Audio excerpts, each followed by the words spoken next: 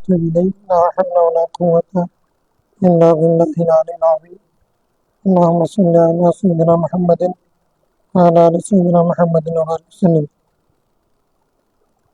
أعوذ بالله من الشيطان الرجيم بسم الله الرحمن الرحيم الفصل الثاني عن علي رضي الله عنه قال سمعت رسول الله صلى الله عليه وسلم يقول ما من مسلم يعود مسلما غدوة إلا صلى عليه 70,000 ملك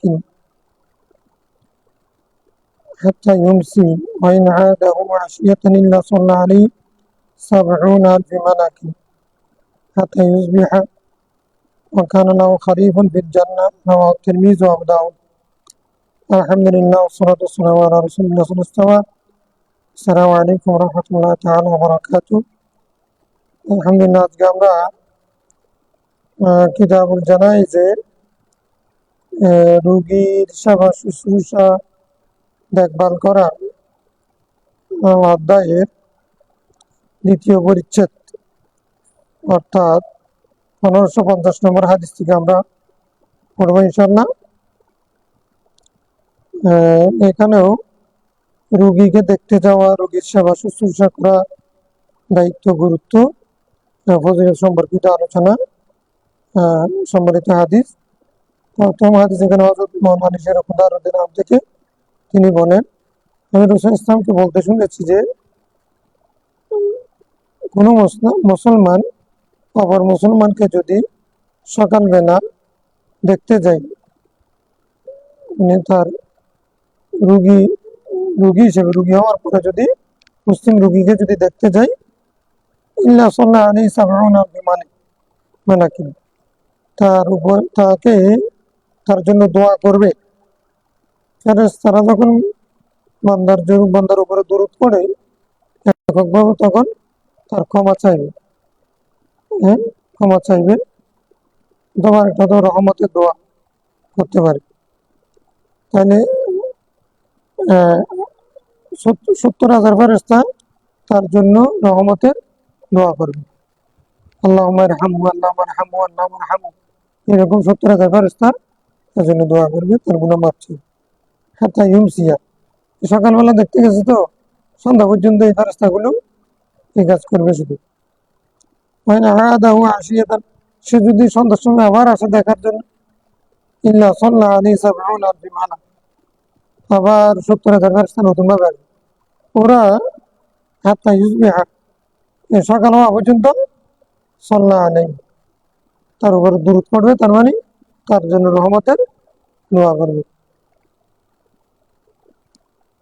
কানা লাহু খরিবুন ফিল জান্নাহ, পাশাপাশি এই ফেরেশতাগুলো যখন এভাবে দোয়া করবে, 70,000 তো তার গুনাহ মাফ হবে, তার উপর আল্লাহ রহম করবেন। ফলে সেই ব্যক্তি খরিবুন ফিল জান্নাহ, তার জন্য জান্নাতে একটা বাগান সৃষ্টি হবে। জান্নাতে তার জন্য একটা খরিব, মানে এখানে বুস্তান, হাদিকাতুন, হাইতুন।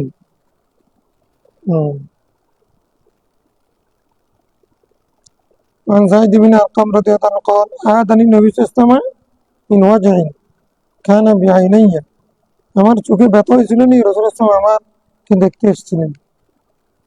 যায়েদ বিন আরকাম রাদিয়াল্লাহু আনহু বলতেছেন, আমার চোখে ব্যথা হয়েছিল, মিন ওয়াজইন কানা বিআইনাইয়া, ওই ব্যথা যেটা আমার চোখে হয়েছিল, সেই ব্যথাতে রাসূলুল্লাহ সাল্লাল্লাহু আলাইহি ওয়াসাল্লাম আমাকে দেখার জন্য এসেছিলেন। চোখে একটা ব্যথা লাগছিল, তাকে দেখতে গেছি। ইয়াদাতুল মারিদ, এটা সুন্নাতুর রাসূলিল্লাহ সাল্লাল্লাহু আলাইহি ওয়াসাল্লাম।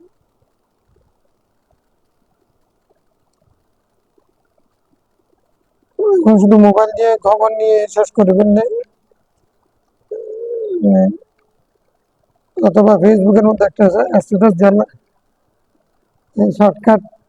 শর্টকাট সুন্নত, আরামদায়ক সুন্নত, তৃপ্তিদায়ক সুন্নত, মিষ্টি খাওয়া সুন্নত, বিয়ে করা, 4টে বিয়ে করা সুন্নত, হচ্ছে ফেসবুকে একটা স্ট্যাটাস দিয়ে সুন্নত আদায় করা, কষ্ট যুদ্ধের সওয়াব। ফেসবুকে স্ট্যাটাস দিলে 70,000 ফেরেশতা আসবে তো মনে নেই, 7 জন ফেরেশতার কথা অনেক ফেসবুক স্ট্যাটাস দিয়ে জান দিয়ে ফেলতেছে, কিন্তু মাল খরচ হবে এই কারণে হসপিটালে যাবে না, সময় দেওয়ার কোথায় সময় নেই। এগুলো যখন উঠে গেছে, সমাজ ব্যবস্থা ভেঙে গেছে। মানুষের মধ্যে মানুষের দরদ সৃষ্টি হয় ত্যাগের বিনিময়, ভোগের বিনিময় না, ফাঁকিবাজের মধ্যে দিয়ে। ফাঁকিবাজ মানুষ বুঝে আত্মার টান এসে সৃষ্টি হয়, এটা আত্মিকভাবে গোপনীয়ভাবে মানুষের প্রতি মানুষের দুর্বলতা সৃষ্টি হয়, এটা লৌকিকতার মধ্যে দিয়ে না, এবং সেটা ত্যাগ লাগে। হ্যাঁ, তো ত্যাগ যদ্দূর সব ততটুকু নয়। আমরা জানাজা বাদ দিছি, ফেসবুকে দোয়া পড়ে শেষ করি। দূরে থাকলে যাইতে না পারলে সেটা ভিন্ন কথা। এখন যোগাযোগ ব্যবস্থা কত ভালো হয়েছে, এরপরও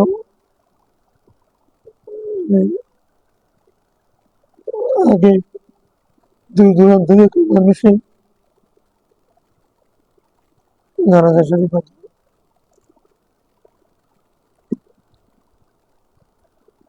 তো মোটামুটি রুগীর সেবা করার মধ্যে কি ফজিলত, সকালবেলা 70,000, বিকেলবেলা 70,000, রাস্তা মোট 1,40,000। যদি এটা আধা দিয়ে হয়, কাকে কি হয়, 1,40,000 রাস্তা, মানে একদিনই, একদিনের এই আয়াতুল মরিদের মধ্যে আসবে, দোয়া করবে, আর আল্লাহ তাকে জান্নাত দিবে।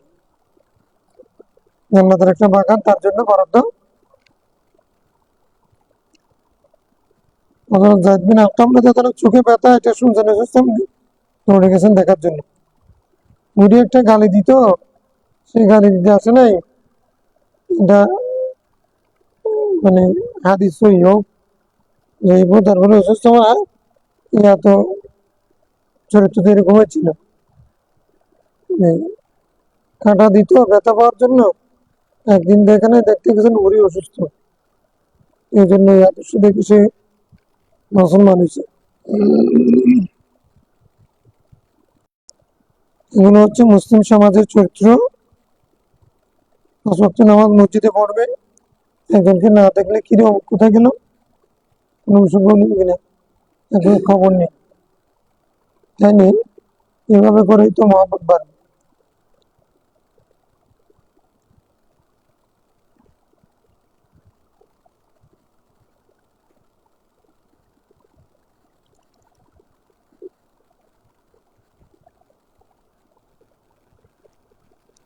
عن انس رضي الله عنه قال قال رسول الله صلى الله عليه وسلم من توضأ فأحسن الوضوء, যে ব্যক্তি ভালোভাবে উযু করে, وعاد أخاه المسلم, তার মুসলিম ভাই রোগী ভাইকে দেখতে যাবে, মুহতাসিবান,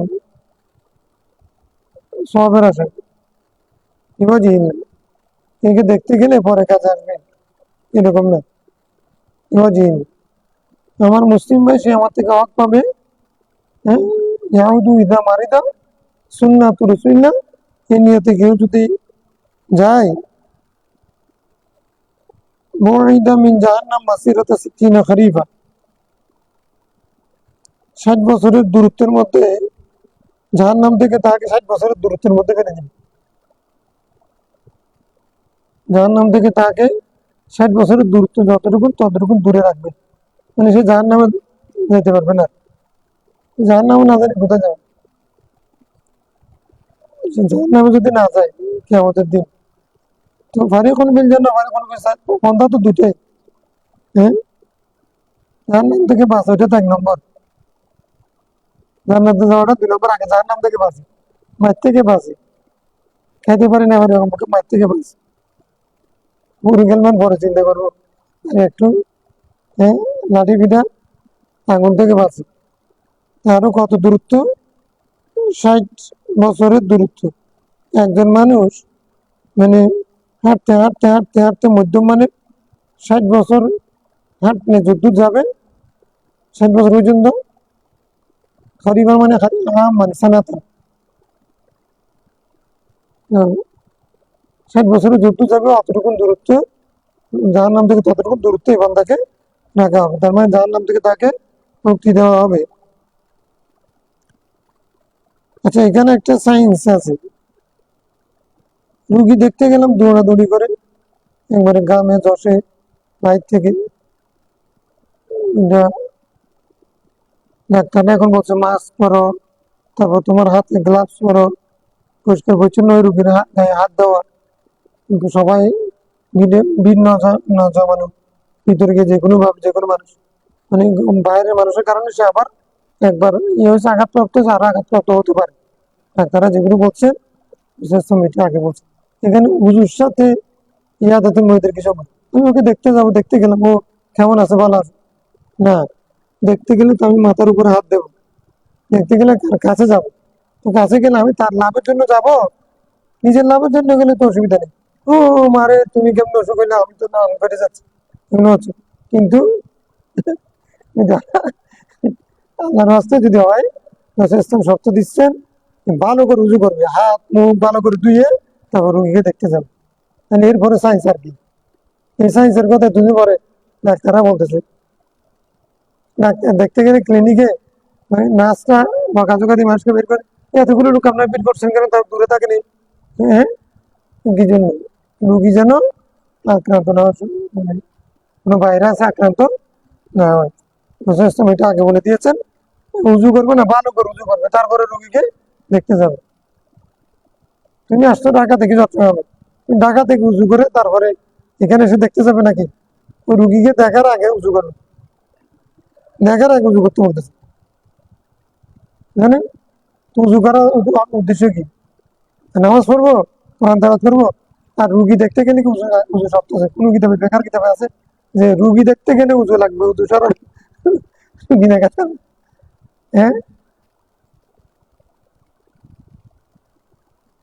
তাই তো হচ্ছে মানে তোমার যেখানে যেখানে জীবাণু থাকার সম্ভাবনা আছে সবগুলো পরিষ্কার করে ভালোভাবে ধুয়ে, হ্যাঁ হাসানাল উদু, ভালো করে উজু করবি, সাবান টাবান দিয়ে ভালো করে উজু করে তারপরে রোগীর সামনে যাবে।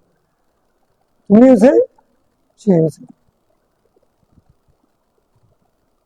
এখন ডাক্তাররা যখন বলছে যখন এটা বলেছেন মাস্ক পরা, এটা মানুষের ভালো করে উজু করা মানে কি? উজু করার উদ্দেশ্য হচ্ছে নাকের মধ্যে উজুর আসলে আর কি। আচ্ছা, যে সমস্ত উজু দেখি, যে সমস্ত জায়গার মধ্যে মানুষের কাপড় চোপড় থাকে না, খোলা থাকে, উজু মানে সেইগুলো ধোয়া, এটা নাম উজু। উজুর সংজ্ঞা হচ্ছে মানুষ দৈনন্দিন কাজ কারবারের মধ্যে, চলাফেরার মধ্যে যেই জায়গাটুকু শরীরে যে জায়গাটুকু খোলা রাখে ওই জায়গাটা ধোয়ার নাম হলো উজু। উজুর আরেকটা সংজ্ঞা দিতে পারি নাকি, এরকম না? তুমি দেখো। আচ্ছা, সেখানে আবার বুঝলাম হাতে এতটুকু দিতে হবে, আর শুনলাম আপনি একসাথে বলতেন যে মানে এতটুকু দিয়ে গেলেন না, তোমার থেকে সাইজ রজস্থান আগে অনেক আগে বুঝেছেন। না না, তোমার হাত এটা পুরোটা হাত, কিন্তু কবজি পর্যন্ত, হাত এই পর্যন্ত, এই যে রিস্ট পর্যন্ত এই জায়গাটা মানুষ যে কোনো কাজের জন্য বেশি ব্যবহার করে এটা। এই জন্য বলছেন আগে ভালো করে এটা 3 বার করে ভালো করে দিয়ে গেল, এরকম করে করে ভালো করে দিয়ে গেল, তারপরে পুরো হাত দো। তাহলে পুরো হাতের ওরকম একটা, এইটার হুকুম আলাদা, কেন এটা বেশি ব্যবহার হয়। তাহলে আমি বাসে ধরলাম, সিটে বসলাম, ওর সাথে মোলাকাত করলাম, এদিকে হাত দিলাম, কোথায় কোথায় হাত গেছে আমি জানি না, তাই না? বা তা দিয়ে দু, রাত্রে যেমন সত্য দিনের বেলায় সত্য। রসুল ইসলাম, মোহাম্মদ রসুল ইসলাম এত বড় সাইন্টিস্ট ছিলেন যে এগুলো উনি আগে চিন্তা করে ডাক্তার জন্য সব খোরাক বের করে দিয়েছেন। এখন কে কোন ভাষায় বলতেছে নোবেল পাচ্ছে কি পাচ্ছে সেটা সে পায়নি ভাগ্যা, কিন্তু সে যদি আবার ওদের কাছে মনে হতে পারো এটা তো নতুন আবিষ্কার, না নতুন আবিষ্কার না, এটা আবিষ্কার আগে হয়েছে, আমরা হয়তো উপস্থাপন করতে পারিনি। হম,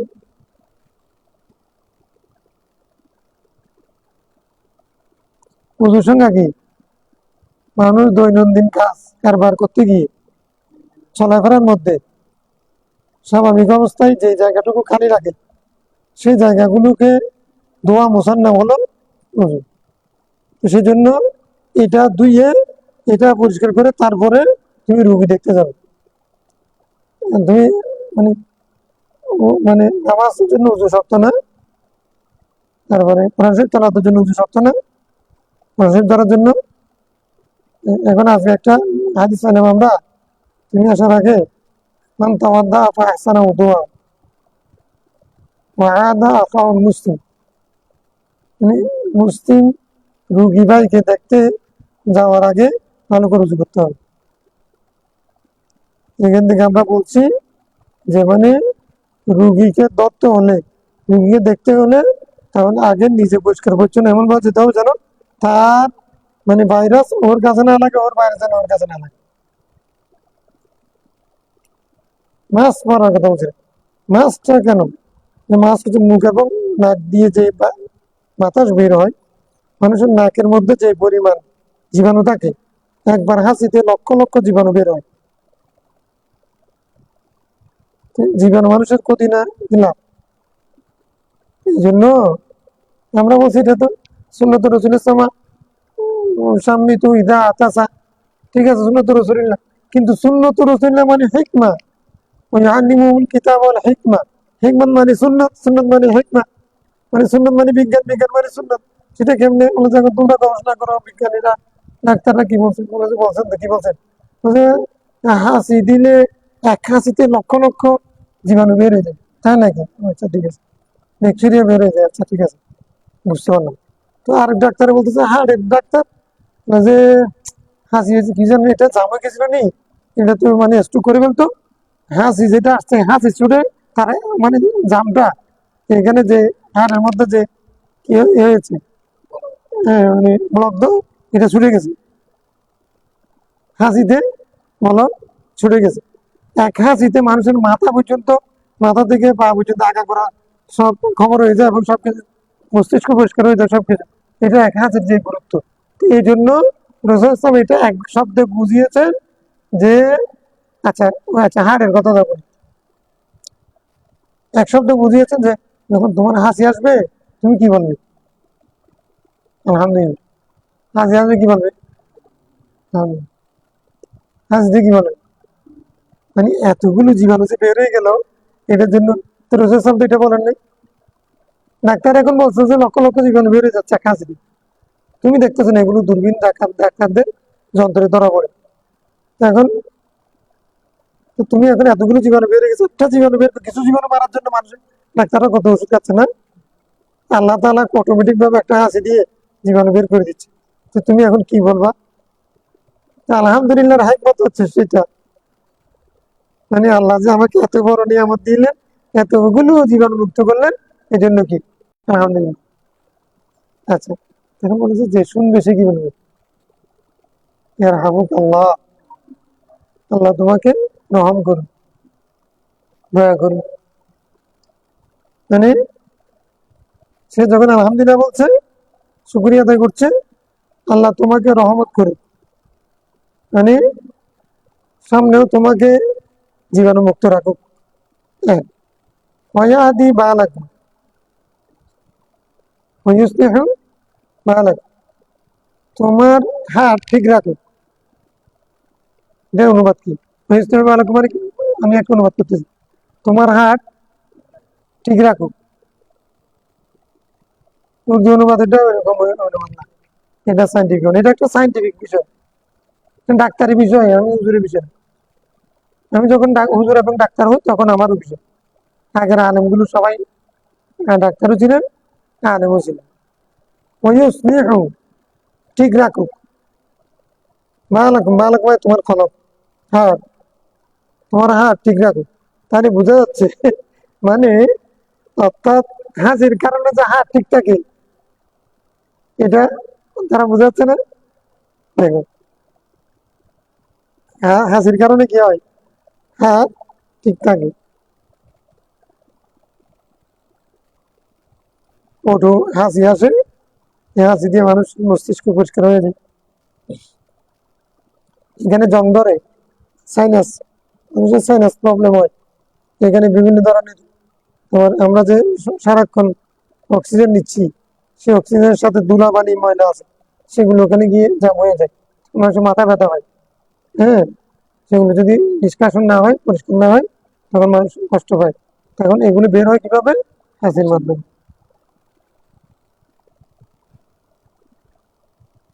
তো এই জন্য কোথায় দিলাম, তাহলে উজু করতে হবে। রুগী দেখতে গেলে কি করতে হবে?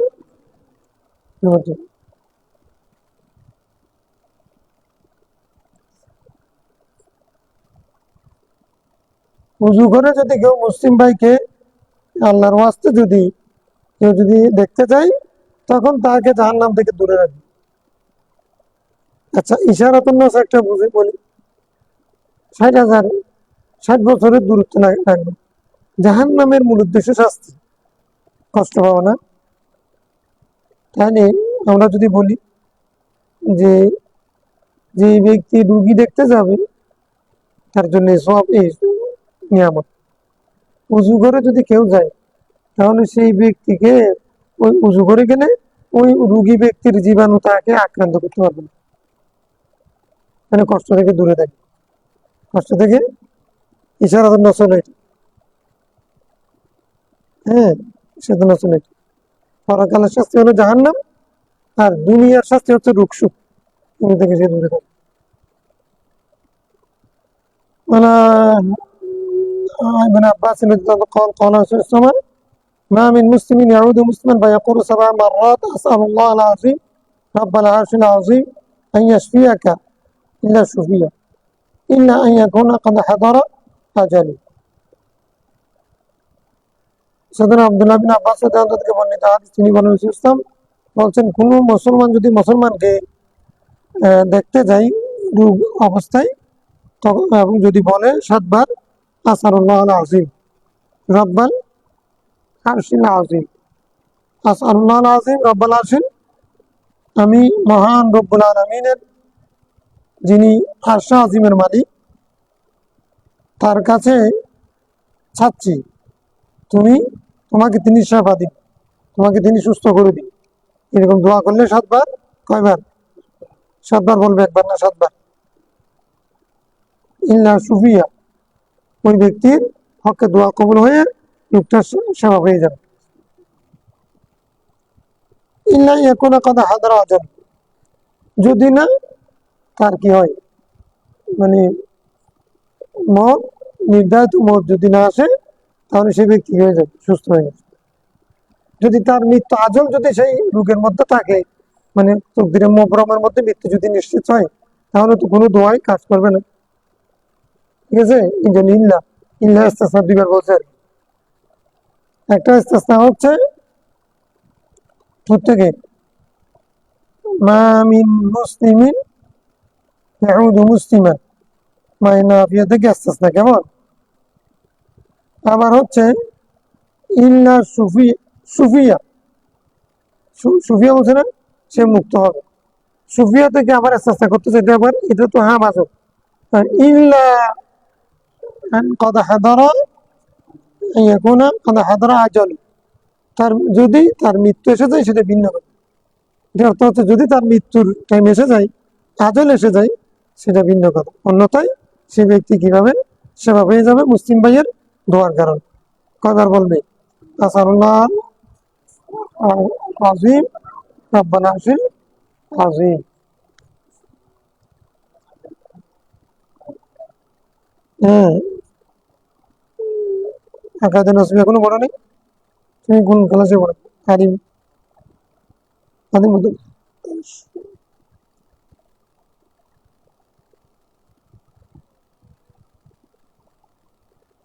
আল মউতুল ইয়াজিলি, মানে আকাইদের একটা মাসালা হচ্ছে আল মউতুল ইয়াজিল।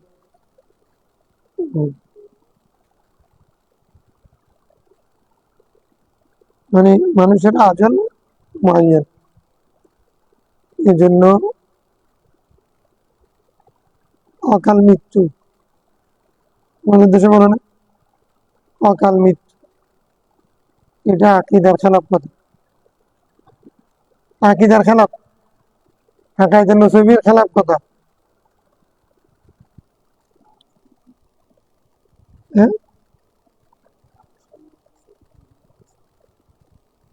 মৃত্যু যথাসময়ে হবে, অকাল মানে তো এখনো কাল আসে না, সময় হয় নাই, এর আগে মরে গেছে। এই সময় না হলে মরবে কেমনি? এটা যা আজানু আস্তাখিরনা সালাত ওয়ালা আস্তাকদিমুন, আল্লাহ বলছেন আগেও হবে না পরেও হবে না। তো এখন ও তো না নিয়াজিলি, সে যত সময় মৃত্যুবরণ করবে। তো এখন কম বয়সে, মানে আমাদের হিসেবে কম বয়সে মারা গেছে, মানে যে অকাল মৃত্যুতে আমরা সুগা হতো, অকাল মৃত্যু এইরকম যখন বলে নেতারা বলে, তখন আমার বলতে ইচ্ছে করে, অনেকে বলে দিছি, এটা বলিয়েন না, অনেকে ধরে দিছি।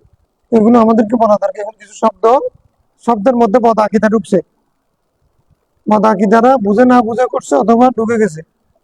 সেগুলোর মধ্যে একটা যেমনে নাচো তেমনে নাচি পুতুলের কি দোষ, এরকম গান আছে না? হম, দুনিয়া কা মজা লেনা দুনিয়া তোমারা, এই গান টান এগুলো যেগুলো, এগুলো ইসলামী আকিদার পরিপন্থী। অকাল মৃত্যু শব্দটাও ভদ্র লোকেরা বলে থাকেন, সেখানে যে মানে তার অকাল আছে, তার মানে মানে মাথা আকিদা আছে, সেটা বুঝে না। আচ্ছা যাক গে, وأن النبي صلى الله عليه وسلم كان يعلمه من الحمى ومن الأوجاع كلها أن يقولوا بسم الله الكبير أعوذ بالله العظيم من شر كل عرق نعار ومن شر حر النار. رواه الترمذي. গরিব হাদিস, রাসূলুল্লাহ ইসলাম তাদেরকে শিখাইতেন জ্বর থেকে, বিভিন্ন ব্যথা থেকে, সর্বপ্রকারের ব্যথা থেকে মুক্তির জন্য কি বলবে? বিসমিল্লাহিল কাবীর, আউযু বিল্লাহিল আযীম, মিন শাররি কুল্লি ইরকিন নাআর ওয়া মিন শাররি হাররিন নার, আউযু বিকালিমাতিল্লাহি তাম্মা মিন শাররি মা খালাকা ওয়া মিন কুল্লি শাইতানিন ওয়াহাম্মা ওয়া মিন কুল্লি আইনিন লাম। এরকম যেমন আমরা আগে শিখেছি, অনুরূপভাবে এখানে বলছে কি বিসমিল্লাহিল কাবীর, আউযু বিল্লাহিল আযীম, মিন শাররি কুল্লি ইরকিন নাআরিন ওয়া মিন শাররি হাররিন নার। মানে জ্বর থেকে বাঁচার জন্য ভালো করে শিখো, তাহলে তোমরা চিকিৎসা করে যেতে পারবে। রোগ ভালো হয়ে গেলে তখন আর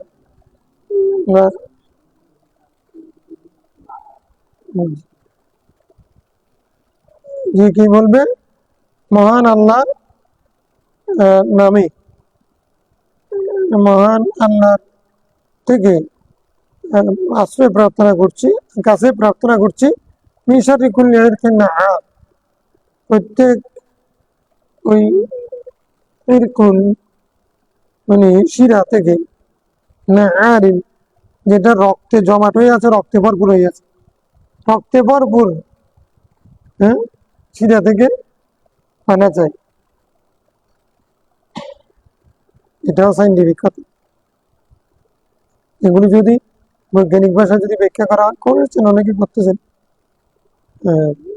আমার শব্দ বলেছেন, এগুলির মধ্যে এখন আধুনিক সমস্ত রোগের চিকিৎসা চলছে, ওষুধ তৈরি হচ্ছে। আমি শাররি হাররিন না, জাহান্নামের আগুনের কষ্ট থেকে, আর জমাট রক্ত, রক্তে ভরা শিরা উপাশিরা থেকে আমি কি চাচ্ছি? আল্লাহর কাছে আনা চাচ্ছি। তাহলে রক্ত যখন লাফায় সেটাও না, আর রক্ত যখন মমতালা ভরপুর জমাট বেঁধে যায় সেটাও না। আর তাহলে না আর ইদা ফারা মিনহু দাম, মানে যখন রক্ত লাফাই শিরাই, শিরাতে যখন রক্ত লাফাই তখন সেটাকে না আর বলে। আচ্ছা, অথবা সেটার একটা মুহাদ্দিস বলেছেন, সেটা হলো আওয়াজ খুরুজুদ্দম, মানে সাউতু খুরুজুদ্দম, মানে রক্ত বের হওয়ার যে আওয়াজ, সেটা থেকে না আর বলে। যেটাই হোক, উভয়টা বিশেষ করে কোলেস্ট্রল রোগ, তারপরে হচ্ছে টেম্পারেচার, আমরা যে জ্বরের কথা বলছি, জ্বর জ্বর তো জ্বরের কারণে তখন মানুষের কি হয়ে যায়, টেম্পারেচার বেড়ে যায়। এখন ওই শিরা উপশিরা থেকে তো সেটা সৃষ্টি হয়, এই জন্য। আর একটা হচ্ছে কোলেস্ট্রল হয়, মানুষের শিরাতে যখন রক্ত জমাট হয়ে যায়, এটা যদি চলাচল কমে যায় তখন বিভিন্ন ধরনের রোগ শোক, ব্যথা বেদনা।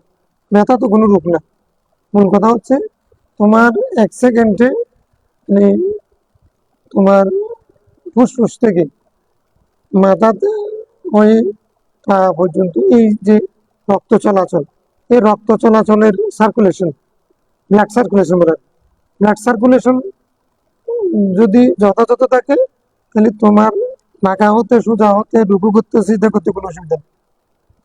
তারপরে হচ্ছে তোমার খারাপ লাগবে না। যেই মাত্র তোমার রক্ত চলাচল কমবে, যত কমবে তত ব্যথা, তত সোজা হওয়া যায়, মানে সোজা হওয়া যাচ্ছে না, বাঁকা হওয়া যাচ্ছে না, হ্যাঁ, তত বেশি এইরকম রক্ত চলাচল যখন বন্ধ হয়ে যাবে তখন মানে ওই ওখান থেকে ব্যথা শুরু হয়ে গ্যাংগ্রিন হয়ে যাবে, এটা ভাস্কুলার ডিসিজ হবে। হ্যাঁ, এই মানে রক্ত চলাচল। এই জন্য ইসলাম বলছেন মিন শাররি কুল্লি ইরকিন নাআত ওয়া মিন কুল্লি শাররি হাররিন নার, জাহান্নামের আগুন বলছে। তাহলে ওই ব্যক্তি তো এখনো মারা যায় না, জাহান্নামের আগুনের কথা কেন বলতেছেন? আসলে মিন ফাইন্না মিন ফাইহি জাহান্নাম তোমরা আবরিদু বিজুরি ফাইন্না ফাইন্না মিন ফাইহি জাহান্নাম, তোমরা জোহরের নামাজ একটু ঠান্ডাতে পড়ো, কারণ ওই যদি তাড়াতাড়ি বললে জাহান্নামের আগুনের বুক করতে হবে। মানে ওই দুপুরের সময় যে আগুনটা, ওইটা জাহান্নামের আগুনের মতো, অর্থাৎ এটা তিক্ততা বেশি। জ্বরের কারণেও যে মানুষের গা গরম হয়ে যায়, তখন রসুল ইসলাম বলতেছেন সেখান থেকে বানা চাওয়ার জন্য মৌখিকভাবে এরকম করো। আর অন্য হাদিসের মধ্যে আছে তোমরা তাকে পানি ঢালো। জ্বরের মধ্যে কি করো? জ্বরের 1 নম্বর ওষুধ পানি।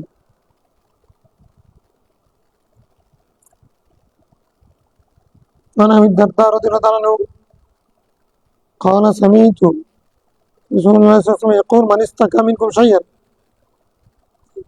তোমাদের কেউ যদি কোনো বিষয়ে শিকায়ত করে বা কারো যদি কোনো সমস্যা হয়, অসুস্থ ইস্তাকা ও আখন লাউ, ভাইকে যদি তার ভাই যদি তাকে শিকায়ত করে, ফালিয়াকুল রব্বানা আল্লাহিল্লাযী ফিস সামাই তুকাদ্দিসু ইসমুকা আমরাকা, তুমি বলবে এ আমাদের রব, হে আল্লাহ যিনি আসমানে,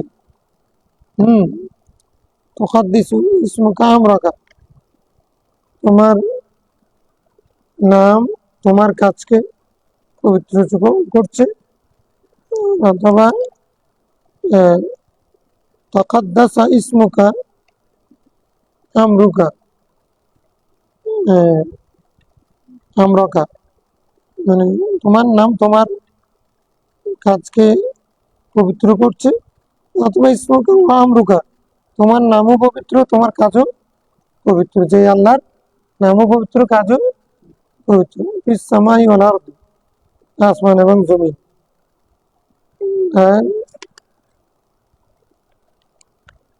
মানে কামা রাহিম তাকা ফিস সামা, যেভাবে তুমি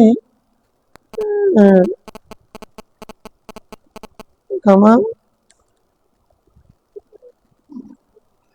রাহমাতুকা ফিস সামা, যেভাবে তোমার রহমত আসমানে, ফাজআল রাহমাতাকা ফিল আরদ, তোমার রহমত জমিনেও সেরকম নাযিল করো। কামা রাহমাতুকা ফিস সামা, আসমানে যেমন তোমার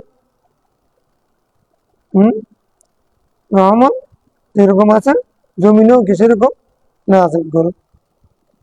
ইগফার লানা হুবানা, আল্লাহ তুমি আমাদের গুনাহ মাফ করে দাও, ওয়া খাতায়ানা, আমাদের খতিয়াত। হুবানা মানে এখানে কবিরা গুনাহ হবে, খাতায়ানা মানে সগীরা গুনাহ হবে। হুবানা মানে কি? ইন্নাহু কানা হুবান, সূরা নিসার প্রথম পৃষ্ঠার মধ্যে আছেন। হুবান কাবীরা মানে কি? মাসিয়াতান কাবীরা। আনতা রাব্বাত তাইয়িবিন, তুমি হলে পবিত্রদের রব। আনজিল রাহমাতা মান মিন রাহমাতিকা, রাহমাতাম মিন রাহমাতিকা ওয়া শিফাআম মিন শিফাইকা আলা হাযাল ওয়াজ'i ফায়াবরাউ। বলছেন কি, হে আল্লাহ তুমি হলে তয়্যিবিনদের রব, তয়্যিবিনদের, তাহলে মানে কি জীবাণুমুক্ত, তয়্যিবের এক অর্থ হচ্ছে জীবাণুমুক্ত, আর জীবাণুযুক্ত হলো খবিস। কোরআন শরীফের ভাষা মানে এক অর্থে দুষ্ট রুক্ত খবিস হয়, তয়্যিব মানে ভালো মানুষ হয়। আবার ভালো মানুষ খায়রুন অর্থ, তারপর হচ্ছে সালিহুন, নেককার, অনেকগুলো শব্দ আছে না। তো তৈয়ব কোথায় ব্যবহার হয়? কোনো তৈবাদ মার যাবে না। তো এখানে তৈয়ব মানে দুই অর্থ, একটা হচ্ছে হালাল রুজি, দুই নম্বর হচ্ছে জীবাণুমুক্ত রুজি। জীবিকা হিসেবে আমি তোমাদেরকে যা কিছু দিয়েছি সেখান থেকে তোমরা তৈবাদ গুলো খাও। তাহলে এখানে মুতাজিলা এবং আমাদের মধ্যে আকীদার মধ্যে একটা বেশ কম আছে, হারাম এগুলো রিজিক কিনা। আমরা আহলে সুন্নাত বলছি সবগুলো রিজিক। হ্যাঁ, ওরা বলছে হারাম রিজিক হতে পারে না। তাহলে কুলু মিন তৈবাতি মা রাযাকনাকুম, জীবিকা হিসেবে আমি তোমাদেরকে যা কিছু দিয়েছি সেগুলোর মধ্যে তোমরা কোনগুলো খাবে? তৈবাত গুলো। তাহলে বোঝা যাচ্ছে মানে আমাদের কাছে যা আছে হালাল হলেও সবগুলো খাওয়া যাবে না, হালাল হলেও সবগুলো সেখানে হালালের সাথে জীবাণুমুক্ত হতো। মানে এটা মানে মানে পুরানো তফসির না, কদিনদের তফসির না, অর্থাৎ সাইন্টিফিক তফসিরের কথা বলতেছি। অর্থাৎ একটা হচ্ছে জীবাণুমুক্ত খাবার খাও, কি খাও? হালাল খাবার খাও, জীবাণুমুক্ত খাও, দুটোটা এখানে আছে। কোনো মিন তৈবাতি মা রাযাকনাকুম, আল্লাহ রাব্বাত তয়্যিবিন, এ তয়্যিবিনদের পুত পবিত্র পাক সাফ পরিষ্কার পরিচ্ছন্ন জীবাণুমুক্ত। এটার একটা অর্থ হচ্ছে জীবাণুমুক্ত যারা তাদের রব। আনজির রাহমাতান মিন রাহমাতি, তোমার রহমত থেকে একটু রহমত নাযিল করো। ওয়াশিফা মিন মিন শিফাইক, তোমার আরোগ্য থেকে সে আরোগ্য নাযিল করো। আলা আযাল ওয়াজই, এই ব্যথার উপরে। হ্যাঁ, ভাইয়া ব্রাও বলছেন এরকম দোয়া করলে, হ্যাঁ, কেউ যদি এরকম রসুলের সাথে সাক্ষাৎ করতো তখন রসুল এরকম পড়তেন, সাথে সাথে রোগটা ভালো হয়ে যেত। ফাইয়া বরাও, বিলম্ব ছাড়া সেটা ভালো হয়ে যেত। সুমাইয়া বরাও না, ফাইয়া বরাও, রসুল ইসলাম এটা দোয়া শেষ করতেন, ওই লোকটা ব্যথা চলে যেত। এরকম দোয়া পড়ে, দোয়া যখন পড়তেন সাথে সাথে কি হতো, তো ফুক দিতে এখানে সব কারণে আর কি এক জায়গায় যেহেতু ফুক দেওয়া দেওয়া আছে, ফুক দিলে সাথে সাথে কি হয়ে যেত, ভালো হয়ে যেত, ব্যথা চলে যেত। তাইলে রসুল ইসলাম আধ্যাত্মিক চিকিৎসাও করতেন, জাগতিক চিকিৎসাও করতেন। عن عبد الله بن عمرو قال قال النبي صلى الله عليه وسلم إذا جاء رجل يعود مريضا, কোনো ব্যক্তি যদি কোনো রোগীকে দেখতে যায়, এখানে মানে নাকরা বলছেন, মুসলিমের কথা বলছেন। এখানে মারিদের মধ্যে যে কোনো রোগী অমুসলিমকেও দেখতে যাওয়া যায়।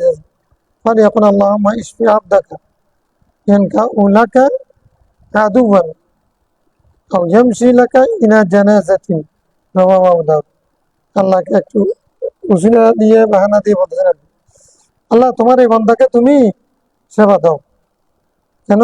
এনকাউলা কাহাদুয়ান, সে মানে আক্রমণ করবে তোমাকে, তোমার রাজি করার জন্য শত্রুর উপরে। সে যেন আক্রমণ করতে পারে, সে যেন যুদ্ধ করতে পারে, আঘাত করতে পারে কাকে? তোমার শত্রুকে, অর্থাৎ জেহাদে যেন যেতে পারে। আল্লাহ যদি সে জেহাদে যাওয়ার সুযোগ না থাকে, সবসময় তো জেহাদ ফরজ থাকে না, এখন অন্তত পক্ষে সেই এই লোকটা যদি ভালো হয়ে যায় তাহলে তো এই জানাজা যেতে পারবে। একজন মুসলমান তোমাকে রাজি করার জন্য একজন মুসলমানের জানাজা যেতে পারে, এই উদ্দেশ্য হলো আল্লাহ তুমি তাকে ভালো করবে। তাহলে ভবিষ্যতে কোনো কাজের জন্য উসিলা দিয়ে, অতীতের কাজের উসিলা দিয়েও দোয়া করা যায়। ভবিষ্যতে কোনো কাজের মান্যত করে নিয়ত করেও দোয়া করা, আল্লাহ তুমি আমাকে ভালো করে দাও, আমি যেন হজে যেতে পারি। হ্যাঁ, আল্লাহ তুমি আমাকে সুস্থ করে দাও, আমি যেন মা বাবার সেবা করতে পারি। আল্লাহ তুমি আমাকে সেবা দাও, আমি যেন আমার জাতির সেবা করতে পারি। এরকম ভবিষ্যতে ভালো কাজ করার দোহাই দিয়ে উসিলা দিয়েও যদি মানে দোয়া করা, এটা জায়েজ আছে। অতীতের তো আমরা আগে পড়েছি উসিলা, ভবিষ্যতের উসিলাও কি আছে? অতীতেও যা আছে ভবিষ্যতেও, অতীতেও যা আছে ভবিষ্যতেও যা আছে, শুধু মুর্দা না যায় নাকি? হম?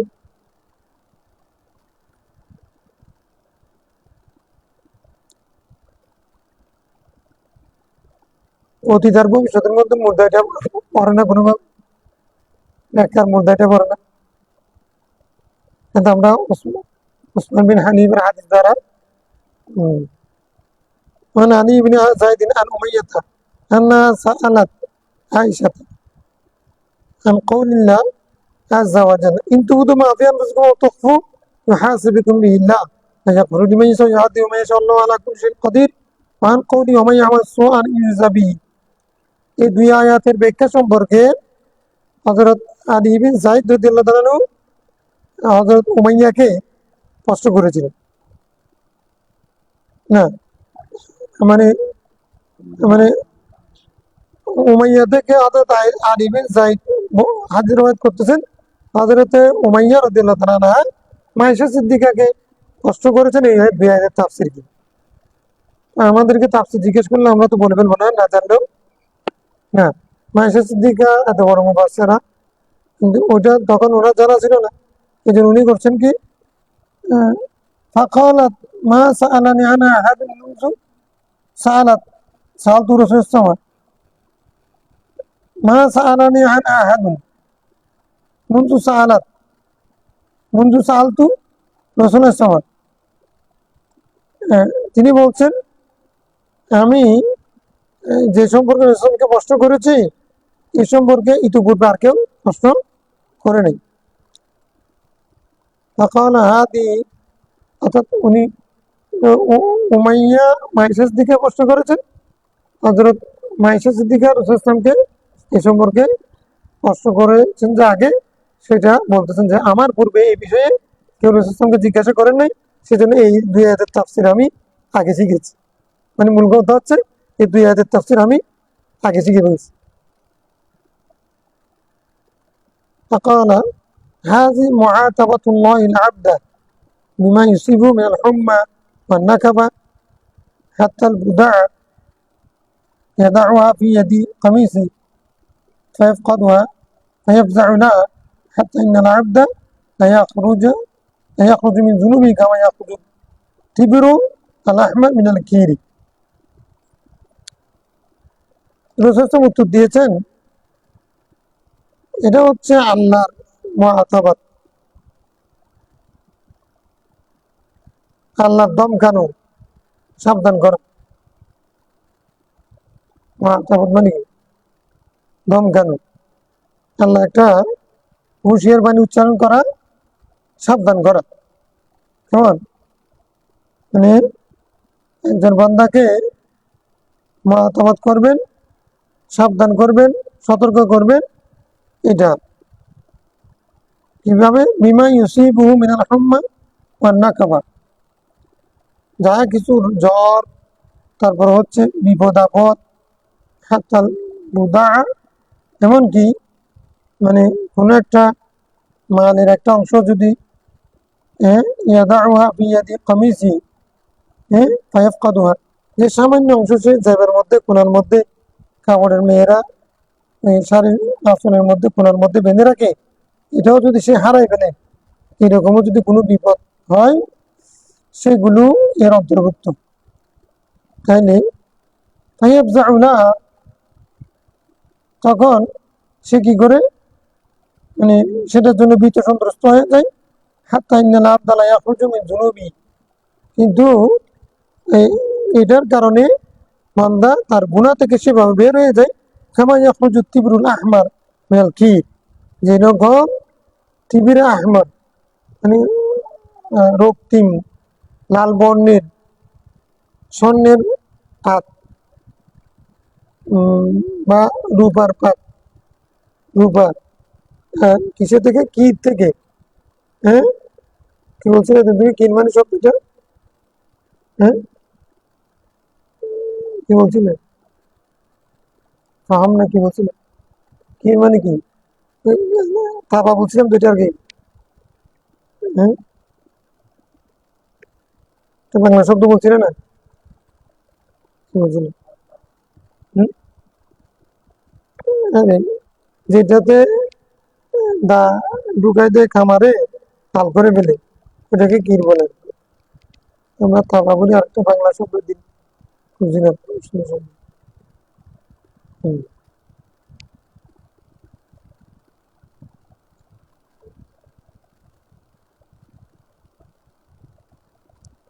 হুম, ফাহাম না কি বহমান, একটা শব্দ বলছে। যাই হোক, তাহলে এইভাবে ত্রিপুরণ মানে হলো স্বর্ণের পাত, স্বর্ণের যেই অংশ আছে না, স্বর্ণ, স্বর্ণ অলংকার হিসেবে তৈরি করার আগে যেটা বিস্কিট হিসেবে থাকে না, এটাকে ত্রিপুর বলে। আহমদ, হ্যাঁ, ফহর, ফহর বলছিলেন না, ফহর কির মানে কি? ফহর খামার গাছ যেটা ইয়ে থাকে ওটাকে ফহর বলে। আচ্ছা, তো কামারের ঘর থেকে কি যেভাবে মানে স্বর্ণের পাত বের হয়ে যায়, অনুরূপ ভাবে একটু স্বর্ণের অংশ এটা যখন বের হবে ক্ষীর থেকে, তখন ওইটা যেমন লাল সুন্দর পরিষ্কার হয়ে যায়, দাগ মুক্ত হয়ে যায়, অনুরূপ ভাবে কোনো বান্দা যখন মানে জ্বর, কষ্ট, মাল সম্পদ হারায় ফেলা, এরকম যদি কোনো বিপদে পড়ে, তখন বন্দা সেগুলোর কারণে কি হয়, ইয়াখরুজু মিন যুনুবি কামা ইয়াখরুজু তিবরুল আহমার মিনাল কি, সেটা তার গুনাহ মাফ হয়ে যায়। অর্থাৎ যে কোনো বিপদ, তার মধ্যে একটা হচ্ছে পারে যে তোমার সামনের কাপড়ের আঁচলের মধ্যে একটা সামান্য মাল বেঁধে রাখছে, মেয়েরা বেঁধে রাখে না, শাড়ি শিখি এগুলো, হ্যাঁ, এটা হারাই গেছে, হারাই গেলে কি হয়? এটা একটা বিপদ না? এই বিপদের কারণেও তুমি বিদেশনগ্রস্ত হয়ে না, তোমার অবহেলা নেই, তোমার অবজ্ঞা নেই, এরকম বিপদ এসে গেছে, এটার জন্য তুমি চিন্তিত হই না। এটার কারণে তুমি একদিকে ক্ষতিগ্রস্ত হলে আরেকদিকে লাভ হবে, একটা গেছে মাইনাস হইতে আরেকটা প্লাস হবে। সেটা কি? মাইনাসে মাইনাসে প্লাস। তোমার মালও গেছে, গুণও গেছে, তোমার শরীর গেছে, গুণও গেছে, শরীর হারাইছে, গুণও হারাইছে, বিপদ আসছে, মানে এটা প্লাস হয়েছে, ওটা মাইনাস, এখানে গুণ মাইনাস হয়েছে। এখানে বিপদ মানে যদি তোমার দোষের কারণে শাস্তি হিসেবে না আসে, তাহলে তুমি শাস্তি হিসেবে আসলো, তারপরেও তো গুণা মাফ হবে। মনে করো তুমি একটা অপরাধ করেছো, যেমন ইবনে জুরাইজের বর্ণনা আছে, সে এত বন্দা, এত বড় বন্দা বলি, এখন উনি মার বদয়া পাইছেন, এই জন্য ওনার বদয়া এটা দুনিয়াতে পরিষ্কার করার জন্য মানুষ ওনাকে তহমত দিছে। হ্যাঁ, তহমত দেওয়ার পরে উনি লাঞ্ছিত হয়েছেন, ওনার খানাকা শরীফ, মাহবাদ সবাই এসে ভেঙে ফেলছে, স্বর্ণ দ্বারা নির্মিত, সবাই এত ভালোবাসছে। হ্যাঁ, এখানে দরজা আসার আগে একটা ঘটনা শুনছিলাম, একজন ভালো মানুষ যে কোনো কারণে বিপদে পড়ে গেছে, ছানির মধ্যে পড়ে গেছে বা কোনো চক্রের মধ্যে পড়ে গেছে,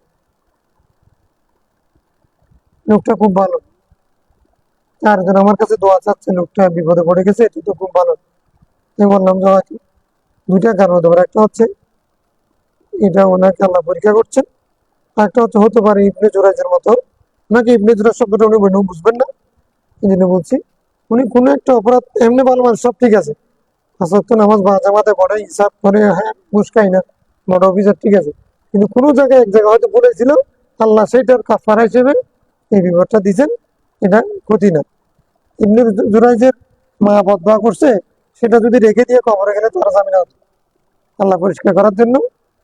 হ্যাঁ, হ্যাঁ, কষ্ট কষ্ট দিয়া মোটামুটি যে কোনো কষ্ট, আমার হাদিস দ্বারা বোঝা যাচ্ছে মানুষ যে কোনো কষ্টে আছে না, এটাকে আমরা মনে করতেছি কষ্ট, আসলে মুসলমান ইমানদার কোনো কষ্টকে কষ্ট মনে করবে না। এই জন্য বলিরা বিপদ আপদে কি মনে করে না, হাসে, স্বাভাবিক থাকে বলিরা, স্বাভাবিক ক্ষেত্রে, ওনারা অস্বাভাবিক হয়। বাপ মারা গেছে, ইন্দুল হাসান মেজবান্ডারি রহমতুল্লাহ মারা গেছে, জিয়ারং মেজবান্ডারি তখন বলছে ব্যাটারি গুন্ডি বসে আছে শুনছি আর। এখন ওনাকে বলা হয়েছে যে আব্বাজান ইন্তেকাল করেছে, উনি আগে যেরকম ছিলেন একই অবস্থা, কোনো নড়চড় নেই, একমাত্র ছিলেন না, আরো ছিলেন, এখন উনি নড়চড় নেই, মানে জানাজা যাবো, বাড়িতে যাবো, এগুলো কোনো খবর নেই, ওনার জায়গায় আছে, বসে আছে। মানে এরা বলতেছেন, উনি বলছেন বাবা উচিত করছেন সন্ধ্যার আগে আমাকে দাফন করবেন, তাহলে এদিকে উনি নড়াচড়া করতেছেন, ওনাকে বাদ দিয়ে দাফন কেমনি করবেন? এখন সবাই টেনশন, চিন্তিত হয়ে গেছে, বসতে বসতে সবাই অস্থিরতা, এরকম এক সময় বলছে চলো চলো বলে তারপরে শুরু করছেন যাও, ঠিক টাইমে পৌঁছেছেন, গিয়ে সব রেডি, জানাজা পড়েন, উনি নাকি ভিতরে ঢুকে দরজা বন্ধ করে দিচ্ছে, মানে মানে যেভাবে সন্ধ্যার আগে দাফন করা যায় সেরকম একটা টাইম রেখে আবার ঢুকছে যে আর বেরোচ্ছে না, যে এখন আবার চিন্তা করতেছে উনি ওষুধ করেছেন, এখনো পর্যন্ত উনি বেরোচ্ছেন, এখন দাঁড়িয়ে যান, আমরা কোনটা করবো, ওনাকে টাকা দিয়ে বের করবো নাকি ওনার ওষুধ মারবো, এটা নিয়ে আর চিন্তা। কিন্তু ঠিকই উনি ঠিক টাইমে বেরিয়ে গেছেন, বের হওয়ার পরে এখন দাফন করে বলছে সন্ধ্যার আগে দাফন হয়েছে, উনি কি করছেন এই যে মানে আমার আব্বা মারা গেছে, ও হ্যাঁ খান না, আমি কি করব, এগুলো কোনো কথা নেই, মানে স্বাভাবিক ছিলেন, শোনার পরেও স্বাভাবিক ছিল। আর ওনার জীবনে আমি পড়েছি সেখানে উনি বন্দর হাসপাতালে তো মারা গেছে, করার আগে কক্সবাজার গেছে, চলো কক্সবাজার,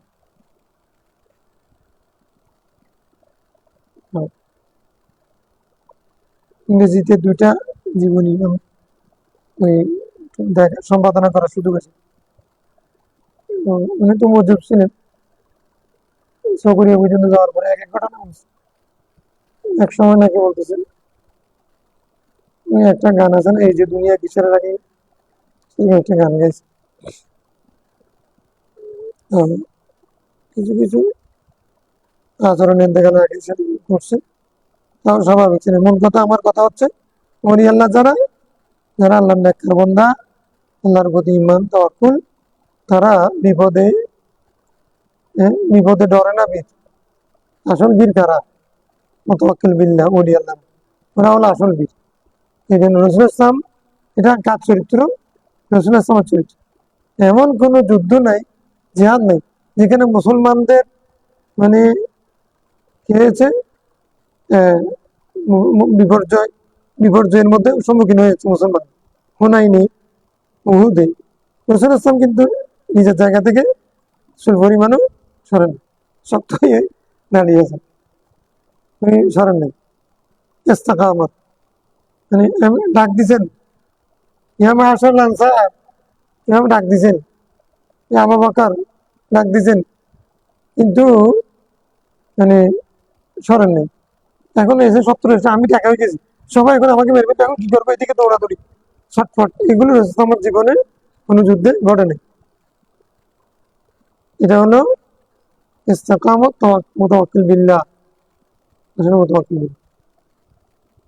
ঘরের মধ্যে চাউল নাই, মুখে কিন্তু হাসি আছে, কারণ উনি বলছেন চাউলের মালিকও আল্লাহ, উপবাস থাকলেও সেটাও আল্লাহ দিচ্ছে, এরকম ঘটনা আছে উনি আল্লাহ,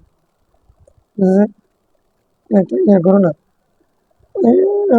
মেহমান আসছে পান দিয়ে আসো না, এদিকে গরম দেখিস নেই, মেহমানগুলোকে খাওয়াইতে হবে না, মানে হুজুরা কানা থেকে বলতেছেন, এখন সবাই পান দিয়ে আসতে বলতেছে, লজ্জা, ওরা তো বলতেছে ওরা চিন্তা, ওরা ঠিক আছে, আমাদের চিন্তা আমরা আমাদের চিন্তা, যার দৌড় যদ্দুর, এলম যদ্দুর, ইমাম যদ্দুর, দৌড়ও সেরকম আলম, এই কি বলতেছে, এতগুলো মেহমান বাদ করতে গিয়ে কিছু নাই, ঘরে চাউল নেই, নিয়ে আসো নিয়ে আসো, নিয়ে আসো বলতেছে, ওইদিকে সবাই টেনশনে করতেছে, দেখতেছে মানে যখন ভাত দেওয়ার টাইম হয়েছে ওইদিকে একজনে একবার নিয়ে ভাত মানে একটাতে তরকারি আর একটাতে ভাত নিয়ে আসতেছে।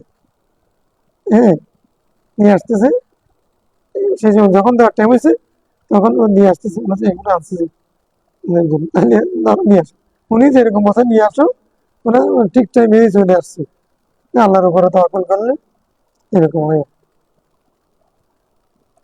মুতাওয়াক্কিল বিল্লাহ, আল্লাহ যার নিয়ত যেরকম আল্লাহ তাকে অস্থিরতা এটা শয়তানের পক্ষ থেকে হয়। অস্থিরতা এবং তাজিল মিল আছে তো, আল-উজলাতু মিনাশ শাইতান ওয়া তাআন্নি মিনার রহমান, এটা ওরা তোর মধ্যে পড়ে না? বাবু তাআন্নি ওয়াল উজলা আছে না, মানে আছে না, তাড়াহুড়া করা, ধীরে স্থির ভাবে কাজ করা, এটা আদবের মধ্যে পড়ে না? এটা আবার আদবের মধ্যে আছে। আচ্ছা, তারপরে হচ্ছে কি হাদিস বুঝছো নি?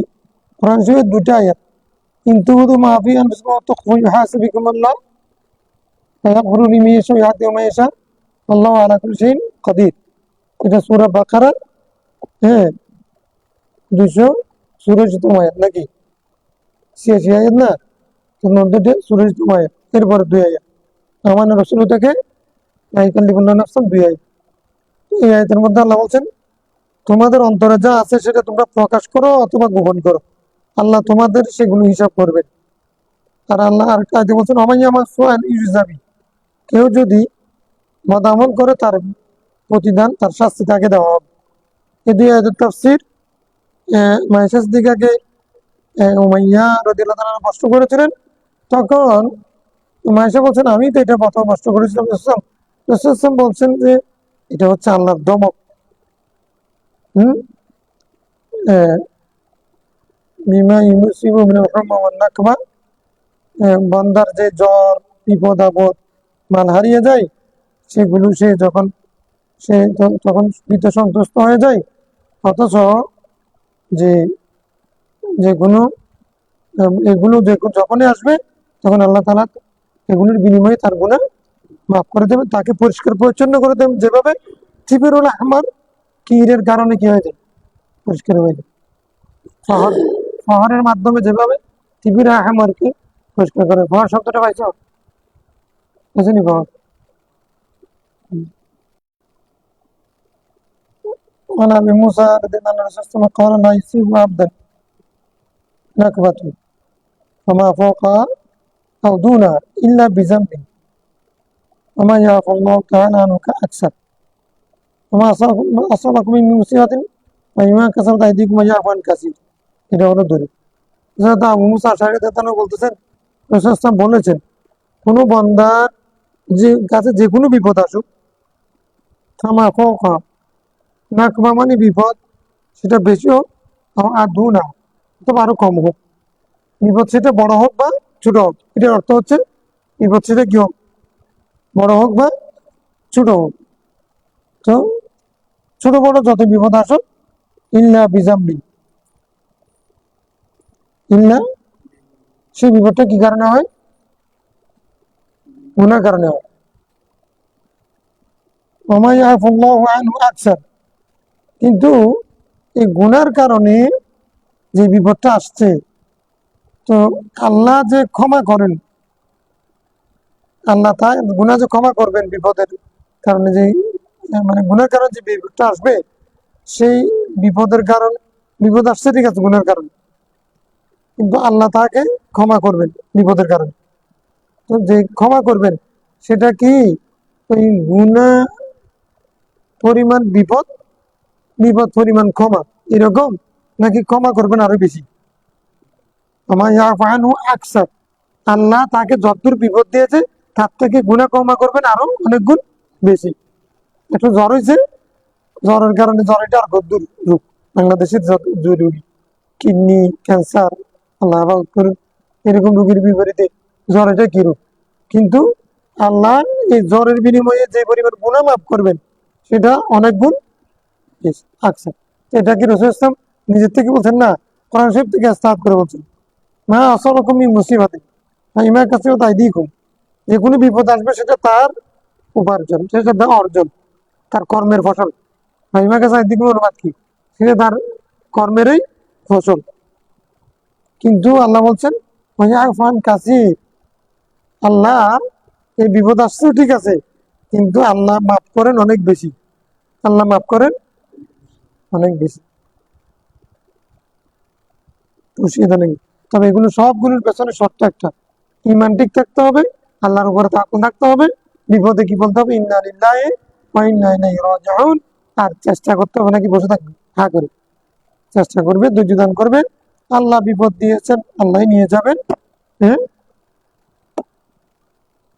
আল্লাহর মাল আল্লাহ নিয়ে গেছেন। হ্যাঁ, আরেকটা পড়ি।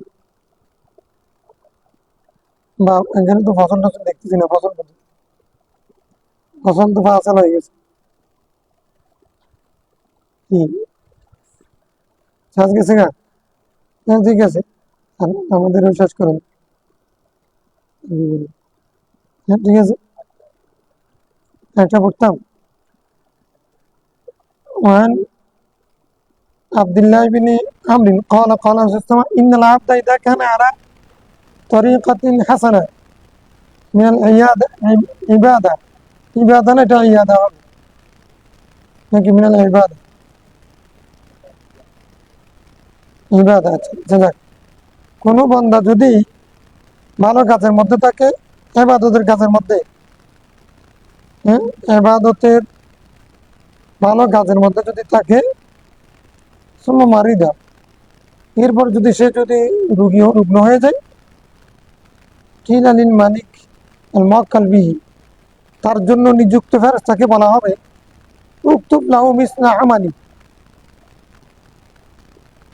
তার আমল যেগুলো সে সুস্থ অবস্থায় থাকতে আগে পড়েছে, আজ সুস্থ অবস্থায় থাকতে যে আমলগুলো করতো তুমি সেগুলো লিখতে থাকো, বন্ধ করিও না। বান্দা এটা অসুস্থ হয়ে যাওয়ার কারণে এখন আমলগুলো করতে পারতেছেন না কেমন, কিন্তু তোমার কলম বন্ধ হয়ে যাওয়ার না। সাবাকাত রাহমাতি গজাবি, আল্লাহর গজবের চেয়ে রহমত বেশি।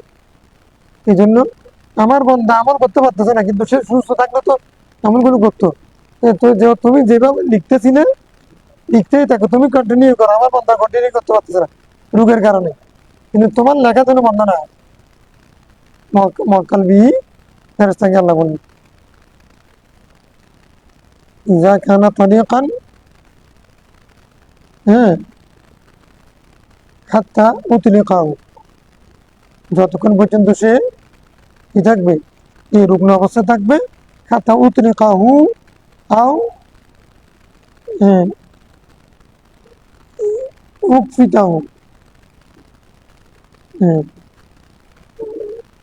ইলাইয়া, অথবা যতক্ষণ সে বেঁচে থাকবে ততক্ষণ পর্যন্ত, এখান থেকে মুক্তি হওয়া পর্যন্ত তুমি লিখতে থাকো, অথবা সেই বন্দা আমার দিকে সে আমার কাছে আসা পর্যন্ত, কব্জ করা পর্যন্ত।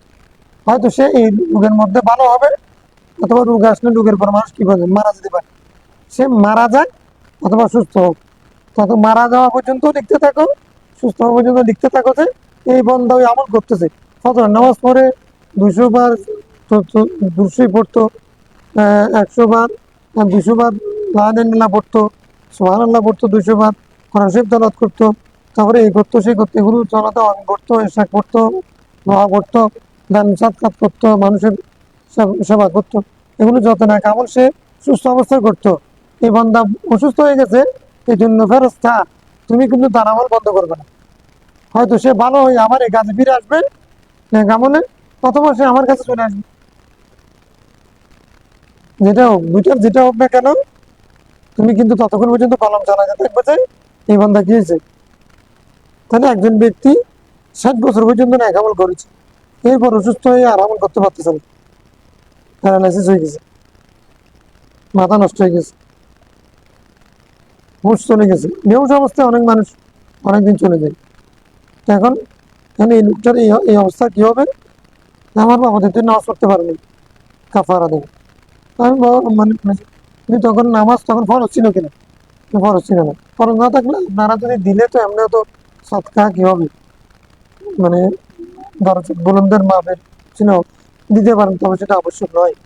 তো এখন যদি 5 বছরও যদি বেহুশ থাকে, এর আমলে যদি আগে যদি সে যদি মানে নাকামল করে, এই বেহুশ অবস্থায়ও ফেরেস্তার কলম চলবে, এই লোকটা ওই 5 বছর আমল করেছে সেই হিসেবে কেয়ামতের দিন উঠবে। এমন বলতে আল্লাহ আমি তো এতগুলো আমল করি না, আমি তো বেঁচেছিলাম 15 বছর বয়স আমল শুরু করেছি, 45 বছর নামাজ পড়েছি, এখানে দেখতেছি যে 50 বছর নামাজের সব, আমি তো 50 বছর করি নেই। আল্লাহ বলছেন না, তুমি অসুস্থতার কারণে করতে পারো নাই, কিন্তু আমি আল্লাহ তোমার কলম ফেরেশতাকে নিষেধ করেছি, তোমার কলম নামাজের কলম বন্ধ না করার জন্য তোমার আমলগুলো চালু ছিল। এই জন্য অনেক বান্দা কিয়ামতের দিন আমলের হিসাব করে ভুল করতে পারবে না, উল্টা পাল্টা লাগবে, কিন্তু এতগুলো আমল আমি তো করি নাই, এতগুলো এত বড় বায়ান করতে আসলো। এখন আল্লাহর কাছে জবাব চাইবে, তখন ফেরেশতারা বলবে যে তুমি আমল করো না, কিন্তু তুমি তো টেকনিকে আমল করছো অনেক, হ্যাঁ কৌশলে আমল করছো, সুবিধা ঠিক জায়গায় ক্লিক করছে জন্য এরকম হাদিস আছে। ঠিক আছে,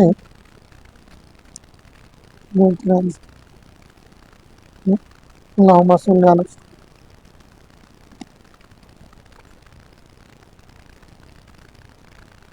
আজকে সাইন্টিফিক ব্রেকের কারণে কিছু গেছে, এটা একটা গমন হাদিস। তো রুগী দেখতে গেলে উজু করে যাবে নাকি উজু ছাড়া যাবে, নাকি ময়লা ছয়লা সব নিয়ে দৌড়াদৌড়ি করে যাবে? হ্যাঁ, হ্যাঁ, যেখানে মাছ পরার মাছ করে যাবে, যেখানে আর উজু করে যাবে মাছ, তাহলে আমরা ধরে নিতে পারি নামাজের জন্য উজু করতে হয়, কোরআন শরীফ ধরার জন্য উজু করতে হয়, রুগী ধরার জন্য কি করতে হয়? কোরআন শরীফ ধরলেও উজু করতে হয়, রুগী ধরতেও কি করতে হয়? এটা একটা মাসালা, নতুন মাসালা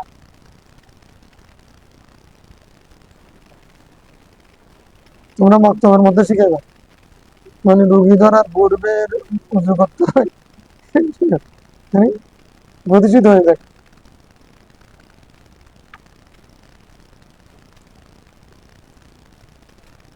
দোয়া করুন, আল্লাহ সাল্লাল্লাহু আলাইহি। হ্যাঁ, ও আল্লাহ, এখন রোগের হাদিস পড়তে পড়তে এখন তো আল্লাহ ওদের গুনাহ মাফ করুন সকল।